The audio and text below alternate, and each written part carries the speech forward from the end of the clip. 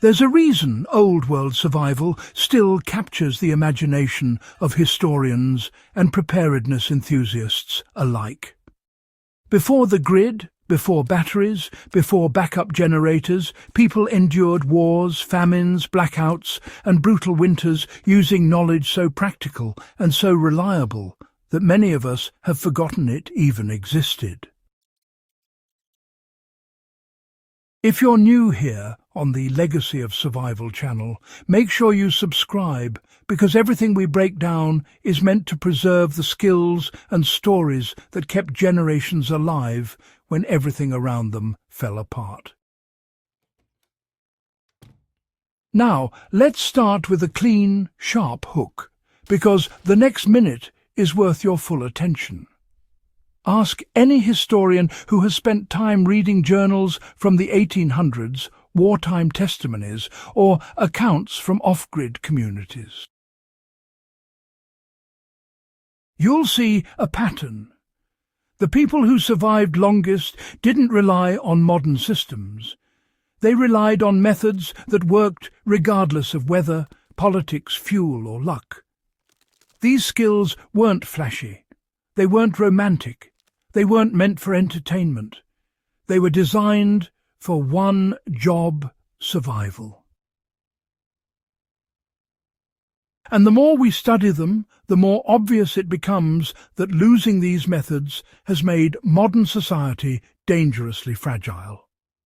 So let's break down 9 of the most overlooked, historically proven techniques that helped ordinary people get through absolute hell without a single watt of electricity, and that still work just as well today. The first method is learning how people stored heat and cold using natural insulation. Generations before us didn't panic when the power went out because their homes were built to hold warmth or coolness.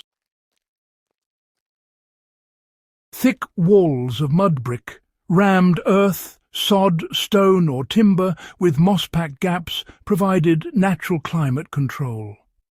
Even after construction became more modern, many rural families kept root cellars or dugouts where temperatures stayed steady year-round. You can apply this today by creating insulated zones within your home during winter, hanging heavy curtains over doorways, laying rugs to trap heat, and using thermal mass objects like water-filled containers that absorb warmth during the day and release it at night. On the coldest nights of the 1800s, families slept in a single room, not out of poverty, but out of strategy. Reducing the volume of air you need to heat is still one of the most effective off-grid tactics. The second method is mastering firecraft as both a tool and a resource manager. Our ancestors didn't simply make a fire. They practiced discipline. Fires were small, controlled, and designed to burn long with minimal fuel. Old diaries from frontier families describe banking embers under ash at night so they could restart a fire in the morning without wasting matches or kindling. You can replicate this by building dense, slow-burning fires using hardwood and, covering coals lightly with ash before sleeping. This preserves heat, preserves fuel, and, makes next-day ignition effortless. It's low-tech, reliable, and proven across centuries. The third method is using evaporation, fermentation, and salt to keep food from spoiling. Electric refrigeration is honestly one of the most fragile conveniences we have. Before it existed, people used what nature provided. Evaporative coolers, like the desert zea pot, kept vegetables fresh by surrounding a clay pot with wet sand. Fermentation turned perishables into stable foods, Sauerkraut, kimchi, sourdough, and preserved meats lasted through harsh winters and wartime shortages. Salt curing and air drying were so dependable that armies marched with them.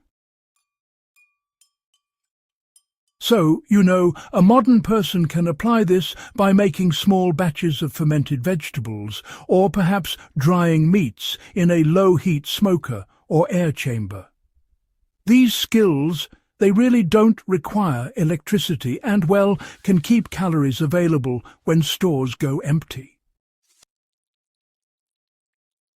The fourth method is practicing water security through passive collection. Rain catchment systems, buried jars, and sand filter trenches were once common. People harvested every drop from rooftops, animal troughs, and morning dew. Clay or wooden barrels placed under eaves made water storage automatic, not an emergency chore. Today, installing a rain barrel system, using gravity-fed filters, or storing water in non-plastic, non-reactive containers gives you the same advantage. When the grid is down, water stops being a convenience and becomes the first thing people panic over. Historically, grounded systems eliminate that fear. The fifth method is cooking with thermal retention rather than constant heat. During wartime rationing and long winters, fuel was precious. People cooked by bringing food to a boil, then placing the pot into an insulated box, often stuffed with straw or wool, where residual heat finished the cooking. This is the same principle behind the modern haybox cooker. You can recreate it today with a padded crate or insulated cooler. It saves fuel, prevents burning, and works exactly the same way it did for families living miles from the nearest firewood or coal source. The sixth method is navigating life by sunlight instead of the clock. Our ancestors shaped their routines around dawn and dusk. Tasks requiring visibility were done early. Night activities were slower, quieter, and often communal around a single light source. Learning to plan your day the same way, doing heavy work during sunlit hours, and keeping nights fuel efficient, dramatically reduces your need for artificial lighting. It's not romantic, it's efficient and historically accurate. The seventh method is repairing, repurposing, and extending the life of everything. People who lived without electricity learned that every object had multiple lives. A cracked pot became a seedling container. Torn clothing became insulation. Worn tools were reforged or rehandled. This mindset is not minimalism, it's survival engineering. Learning basic mending, sharpening and wood handling skills means you can keep your equipment functional long after modern supply chains collapse. The eighth method is building community resilience through shared labour. No one survived alone. Families traded firewood for milk, labour for grain, or tools for repair. Mutual aid wasn't charity, it was insurance. Even today, forming small alliances with neighbours can give you access to skills and resources you don't personally possess. History shows that the strongest communities outlasted the harshest conditions. The ninth method is developing mental endurance shaped by routine and discipline. The toughest survivors weren't always the strongest, they were the most consistent. They maintained daily schedules, protected their tools, guarded their resources, and worked slowly but without breaks. Mental structure kept chaos out of the house, even when chaos ruled the world outside. You can apply this by building small daily habits. Prepping water at the same time every day, checking tools weekly, or maintaining a regular food rotation. When the grid fails, your routines become the stability the world no longer provides. If you found these methods valuable, and want more deep dives into the forgotten knowledge that kept generations alive, make sure you subscribe to the Legacy of Survival channel and share this video with a fellow history enthusiast.